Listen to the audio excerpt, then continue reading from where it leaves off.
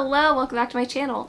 In today's video, I'm going to be talking about my 6 favorite romances of all time. Now, if you were watching this the day it comes out, it is 2 days after my 27th birthday, and anytime my birthday rolls around, I like to take it as an opportunity to make a video or talk about books that I really enjoy. I feel like oftentimes my channel can be a place where I talk about books very honestly, which, you know, I'm proud of, but a lot of times honesty means I didn't end up liking the book. And sometimes I just want to talk about books I like for a good, I don't know, 10 to 20 minutes straight. And that's what I'm going to be doing in this video here today. So I'm going to talk to you about my 6 favorite romances and give you a couple of honorable mentions there at the end. The first book on my list is Punk 57 by Penelope Douglas. Whenever I was putting this list together, I knew that this book would end up on it. I adore this book. This book really kind of solidified romance as my favorite genre, and it has so many elements that I personally love. This book is about Misha and Ryan, and at the start of the story, we find out that they have been pen pals since about 3rd grade. Now, in present day, Misha and Ryan, I want to say, are about seniors in high school, 17, 18, 19 age, and we get to see snippets of their everyday life kind of juxtaposed with their snail mail. And we get to see that the letters that they send each other are very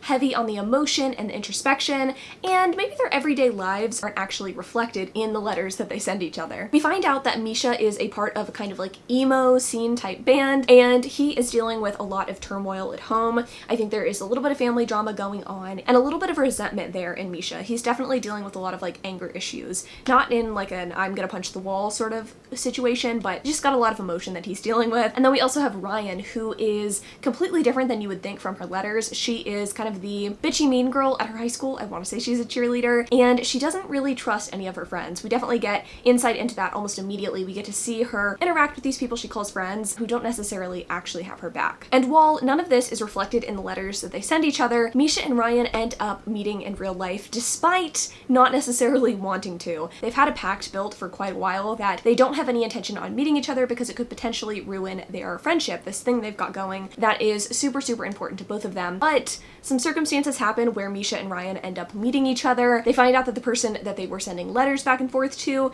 is not really the person that they thought they were talking to. It's not like mistaken identity or anything like that, but they find out they don't necessarily like each other's personalities in real life. Now, this is a book that I read for the first time in 2017, and I have to say, it's one that personally really still stands out for me. This romance spoke to the emo middle schooler in me that was just really looking for an angsty romance with a guy who had like piercings and swoopy hair and tattoos and stuff. I just feel like Misha is everything that I personally would have wanted in like that angsty middle school time that I was going through. Not to say that I was prepared for that kind of relationship in middle school, but in middle school I feel like we're all dealing with a lot of emotions, we're all very angsty, and this book really spoke to young Chandler. Like I just loved it, honestly. There's also such a strong emphasis here on self-acceptance and honesty that I really appreciate, and really sets this book apart from other new adult bully romances kind of in the same vein, same genre. Now obviously, like I just said, this is a new adult bully romance. I personally stand in the camp of just because I enjoy this relationship in a book doesn't mean I would necessarily condone this kind of relationship in real life, but I feel like that's just something that you should know going into this book. Like, it is a little bit messy. There are maybe elements that people would consider problematic, so I would definitely recommend reading trigger warnings if you decide that you do want to pick up this book. But I feel like if you are looking for one book that kind of sums up the things that I like in romance, from the message to the pen pals trope, which I fucking adore, to the enemies to lovers, transformative sort of power of relationship, oh, this book really gives you all of that. And again, it just, if I were to define me and the things I like in romance, this book would really like speak to that. Again, this is not a book I recommend lightly. It's not a book that I think everyone will enjoy, but I do think if you want to get to know the inner me,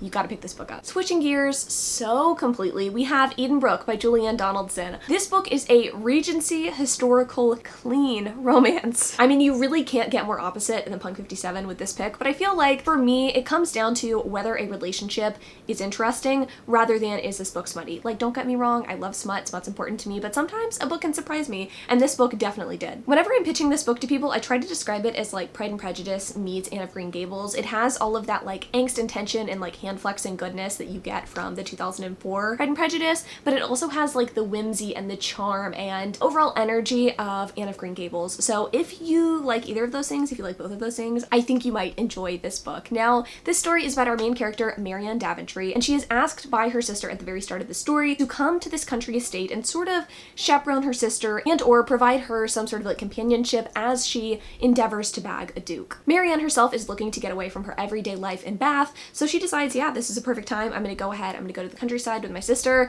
and I'm going to have myself a very whimsical, magical, twirly time. Twirling is a really big thing in this book, just FYI. But on the way to the countryside, Marianne ends up having this sort of like run-in with a highwayman, and she's luckily saved by a mysterious gentleman who she never really learns the name of until she arrives, obviously, at the country estate, and she finds out that this guy that she is kind of into because he saved her from the situation is actually her sister's suitor. So we've got a little bit of like family tension and family drama unfolding, and we also have this sort of like forbidden, I wouldn't even call it romance at the beginning, but this sort of like forbidden relationship that she maybe wants to start with this duke. Now, I really loved the elements of this story. It wasn't so much the romance being like totally remarkable, although I did find it super, super charming. For me, it was the sort of like ancillary bits to the story. I really enjoyed the relationship between Marianne and her sister. It was this interesting combination of emotions and feelings that I think if you have a sister, you could maybe understand. You've got this, I love her so much, I want the best for her, but I'm also jealous of her, but I want this guy. Like, there's just so much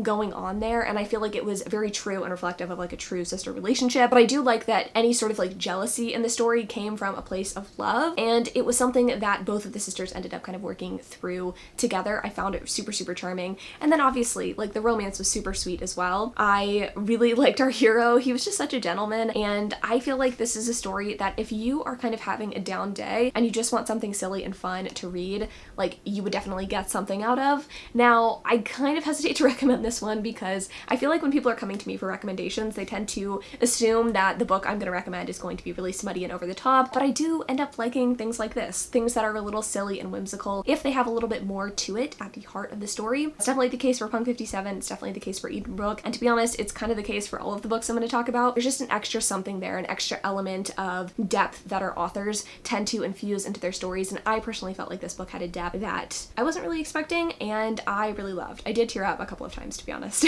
when reading this book, and it's definitely a favorite because of that. It's one that I need to reread soon, but I love it, and I would recommend this one.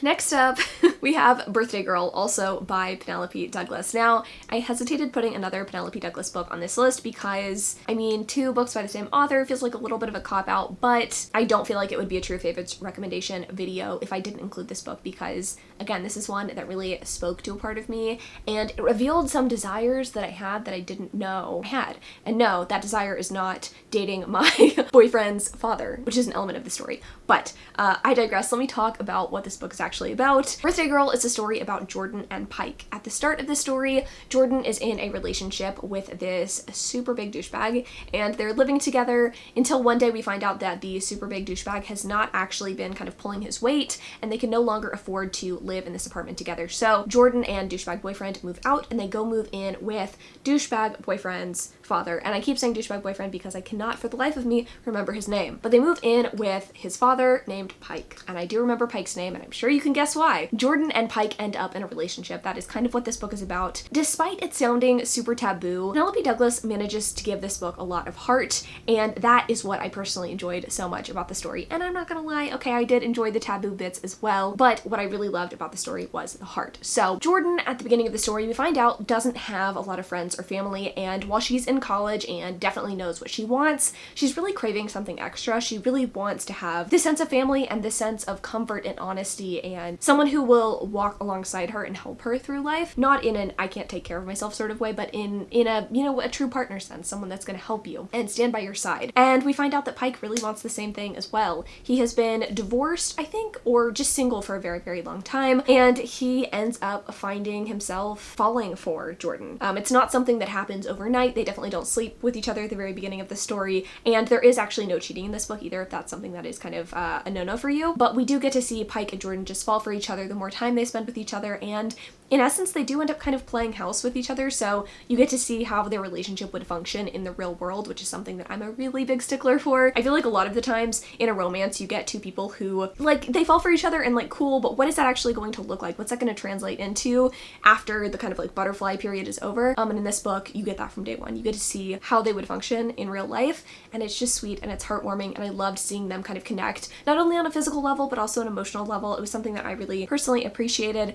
and I just liked how unabashed Jordan was of her desires and like what she wanted out of life. It was very inspiring to me, and I personally really loved this book for that reason. This is one, again, that like sounds taboo on the surface, but definitely has a lot more hidden depth to it, and I just really like it. This is an era of Penelope Douglas's stories that really, again, resonates with me. I have not loved their more recent stories. I feel like they have not worked for me nearly as well, but I would say Punk 57, Birthday Girl, and a couple of their other stories have worked for me, but these are the two that I personally have enjoyed the most. So, total favorites. I think you could definitely get something out of both books, but I think if you're more hesitant about the whole bully romance thing, Birthday Girl is probably a pretty safe bet. Next up, we have Take a Hint, Dani Brown by Talia Hibbert. Now, this is one that I also debated putting on this list, not because it's not a favorite, because it totally is, but because I didn't know if I wanted to put Actor Age, Eve Brown, or this book on this list because I love them both equally. But when I got down to it and really thought about it, the romances that I tend to love and truly feel are favorites are ones that I relate to on like a deeply personal level, kind of like I was talking about earlier, or books that I can see pieces of myself in.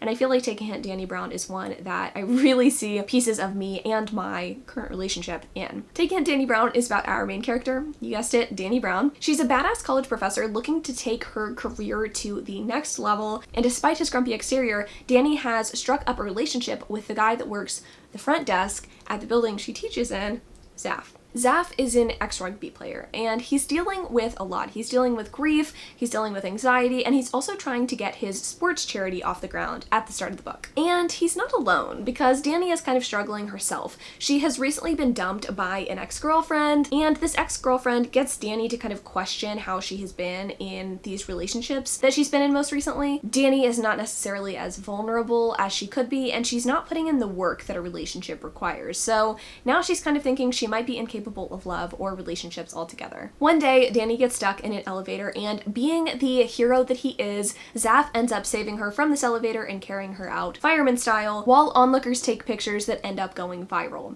Now, instead of letting their viral moment pass, Zaf decides that he wants to take advantage of this so he can get some publicity for the sports charity that he is running. Because she's super nice and generous, Dani decides she's going to do this as well, and hopefully seduce Zaf at the same time. She doesn't think that she's necessarily capable of these romantic relationships, and so, you know, the best thing that she can do in this situation is get Zaf in bed. Despite all of the delicious and delightful banter they've had, she doesn't think that a relationship will work out, so her plan is to seduce Zaf. But obviously things can't go perfectly according to plan because it is a romance and we do need some good tension. So things get a little complex, but in the end, we have a delightful happily ever after. This book spoke to me so much because I so appreciated the focus on mental health and anxiety. I could see parts of myself in both Zaf and Dani, and I loved how they came together and really helped each other work through their vulnerabilities. That's another running theme I'm sure you're going to see through these books, is that I really like books in which the characters kind of come together to help each other. I feel like that's realistic to real life, and I think speaks to a really good partnership. I feel like a lot of romances kind of forget that component. They kind of have two people who like each other, are sort of into each other, they sort of have a thing, and then there's that like third act breakup where they do their introspection and then come back together. And obviously, like, we're gonna need a third act breakup in a romance, it's just kind of how it happens. But I really love romances that have that inclusion of these two characters helping each other in parts of the story, you know? I'm not saying that every romance has to have these two characters changing each other, but helping each other kind of get through things and improve and come together for like a healthy relationship. I find that nice. I like it. I really appreciate it. And that was present here. So this is one that I personally really enjoyed. And if you're wanting something that has some pretty sexy sex scenes, this is also a really great one. I know that Talia Hibbert's romances and or sex scenes can be kind of hit or miss for people, but I love them. I find them hot. Okay, they're hot. I like them. I enjoy them. So if you're looking for a good romance, I would pick this one up. Next up, we have The Bride Test by Helen Hoang. Now, every time I think about this book, I think about the first time that I read it. I think about how I stayed up really late one night reading it and how I ended up crying. And if you know anything about me, you know that I love sleep and I don't cry. So this book is obviously something pretty special. So this book is about Kai and Esme. Kai is autistic, and at the outset of the story, he believes that he is incapable of love, and he's also dealing with a lot of grief after the loss of someone very close to him. Now, Kai's family doesn't really believe that he is incapable of love, and in fact, his mother is insistent that he fall in love soon and settle down because Kai is getting up there in age. So his mother takes it upon herself to go to Vietnam and bring back a bride for Kai to California. In her travels, in her journey, Kai's mom finds Esme, who is living in Vietnam and is kind of struggling to make ends meet. So she finds this to be an opportunity that could really change the trajectory of her life and her family's life. So she does agree to come and live with Kai Kai for a time. In her plans, her goal, really, her mission is to seduce Kai and hopefully, you know, secure a bag for herself. But over time, she really finds herself developing true emotion for Kai, which is something she wasn't expecting and honestly wasn't really looking for. And we also have Kai, as the story carries on, kind of grappling with his feelings and maybe finding out that he actually is capable of love. Now, this is one of those books that I actually can't pinpoint what exactly about it worked so well for me. On the surface, you have a semi-miscommunication trope, and you also have a hero who is unwilling to admit his feelings for the heroine, which is something that I tend to really hate in books, and yet something about this worked. I love the way Helen Hoang writes character interactions. I loved these characters in general, and I was so rooting for them and rooting for their relationship to work seamlessly for both of them, and seeing all of the kind of inner struggles that they had to go through to get to the place where things could be good was rewarding. I really did enjoy that. Now, I'm definitely due for a reread of this story. It's been a while, and to be honest, I can't exactly remember the intricate details of the story, but it is one that I really love and still recommend to this day. Now, last, but certainly not least, we have a redemption story, Tools of Engagement by Tessa Bailey. Now, the redemption part of this is not necessarily in the book's content, but in my relationship with this author's work. Now, the first Tessa Bailey book that I read was the first book in this series, the first book in this trilogy, and to say that I did not like it would be a total understatement. I feel like at the time that this book came out, it was in the Goodreads Choice Awards, and it seemed like everybody and their mother loved it, and so I felt compelled to shout from the rooftops how much I did not like this book. I talked about how disappointing it was. It ended up on like my most disappointing list for that year, and I was kind of like unsure if I'd ever read another Tessa Bailey book again. But lo and behold, I decided that I would pick it up as a part of this video that I did, I'll leave it in the description if I can remember, where I read books that I picked up from Target that had pink and red covers. Super cute idea, super cute books, super cute covers. And I decided to read this first for that video against my better judgment, and I think it ended up being my favorite book that I read for that video, if not my favorite romance that I read this year. Did I read that book this year? Good Lord, it's been so long. I really, really loved it because I, my friends, am a situational reader. I wish I were one of those people who could pick up a book when I'm super sad and pick up that same book when I'm super happy and it be the same reading experience. That's not me though. I can pick up a book and it could be the best book ever, but if I'm sad or I'm down and I read it, I could give the book 2 stars. That's just how I am. And when I read this book, my life was falling apart a little bit, and this is the book that kind of glued me back together, if you will. Now, I'm giving a lot of context because Tessa Bailey's books tend to be very, very hit or miss for people, and her smut is so over the top that sometimes it feels a little bit weird calling these romances my favorites. I'm just gonna be honest. But I am also nothing if not unabashed in my love of good smut, so recommend this book I shall. So Tools of Engagement is about our 2 main characters, Bethany and Wes. Bethany, her whole life, has been an interior designer, and she's worked alongside her family who work in construction and work in kind of like redoing, flipping, demoing houses. Now, Bethany decides she wants to take on the kind of like guts of some of these demolition projects, and she challenges her brother, who thinks he's hot shit, to do this sort of like flip off, if you will. They're going to both flip homes, and whoever has the better flipped home is going to be the winner of this competition. And since both of the people in the story, both the sister and the brother, are kind of a big deal in this world, they end up getting on television. So not only are they flipping houses for, you know, bragging rights and for their own pride, there's also going to be a prize on television. So Bethany obviously has some incentive here to win. Now, Wes comes into the story because he has been working for Bethany's brother for a really long time. He decides he's going to kind of go to the bad side, go to the dark side and work for Bethany. He's been kind of like flirting with her, and they've had some like banter moments up until this point, and Wes kind of wants to see what makes Bethany tick, so he decides that he's going to join her team. Over the course of the story, they end up falling for each other. I know, shock. It worked for me. It worked for me on a level that I don't think I can fully describe because, again, this is a very situational read for me. I think if I had to sum up what makes this story for me though, what really connected me with this book was not so much like this house flipping plot or like all of the banter that Tessa Bailey infuses into her stories, but for me it's really the way that, again, these 2 characters came together and they helped each other work through their traumas, I guess you could say. Bethany, at the start of the story, is really characterized as this sort of like cold, frigid character, but we find out a lot of that is just like a mask to hide her anxiety and her deep-seated sort of like insecurities. And then we also have Wes, who is dealing with sort of this fear of abandonment, and the way that he interacts with people is very indicative of that. So watching them come together and sort of help each other work through these things, very, very delightful. Very much something I was into, and when I said my life was falling apart when I read this book, I was dealing with some big time anxiety, so to see